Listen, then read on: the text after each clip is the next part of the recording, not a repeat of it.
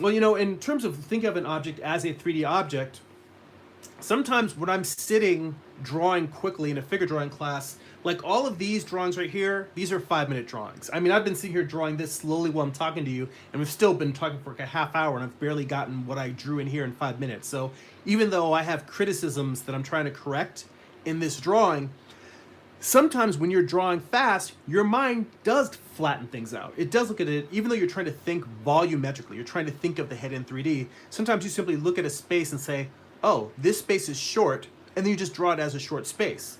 Now I can see that the space is not short so much as it's hidden. I was talking about that I'm only bringing it up again because I thought this is a very important distinction of me figuring out something by coming back and doing this analysis. And part of that analysis is what you said. Thinking of this, not in terms of a flat drawing, but in needing to see this as a three-dimensional object to see that this point down here where the nose ends and comes down to the eye socket, to see that it is turned away and hidden.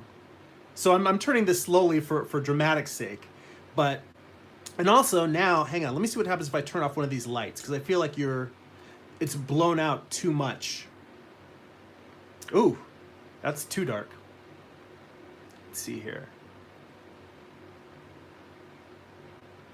Yeah, there's no real great way to pose this so that you could really see.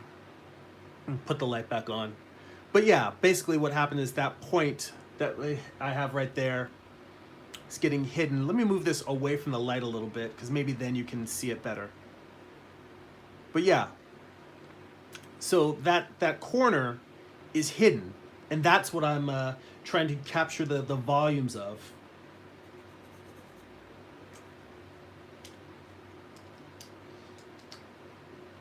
And the fact that when I first started drawing this, I think I had mentioned when I erased the eyes the first time that I was all, oh, the eye, I'm drawing it too far forward. It needs to be further back. It's like, no, I was drawing it correctly.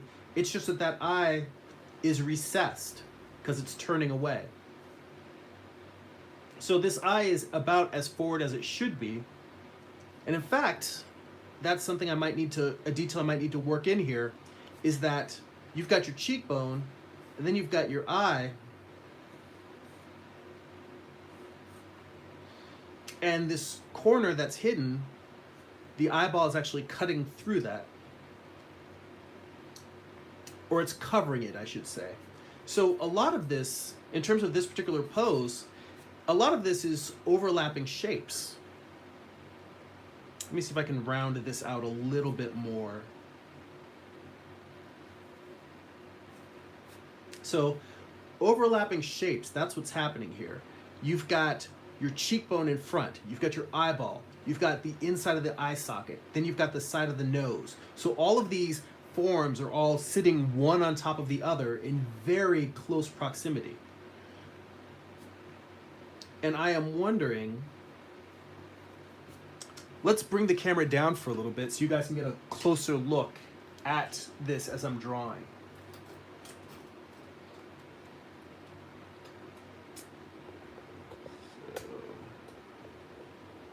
Bring the camera down here. A little bit more.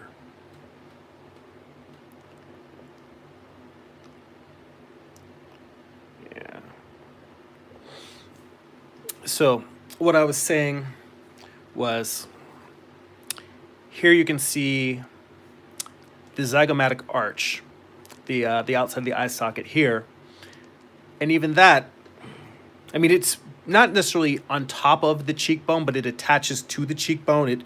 They connect, really. I mean, I drew a slight line here to kind of indicate this surface being on top of it. If anything, since we're looking underside, this surface would be slightly in front. But really, it's one surface. Well, my point being is that you've got this surface.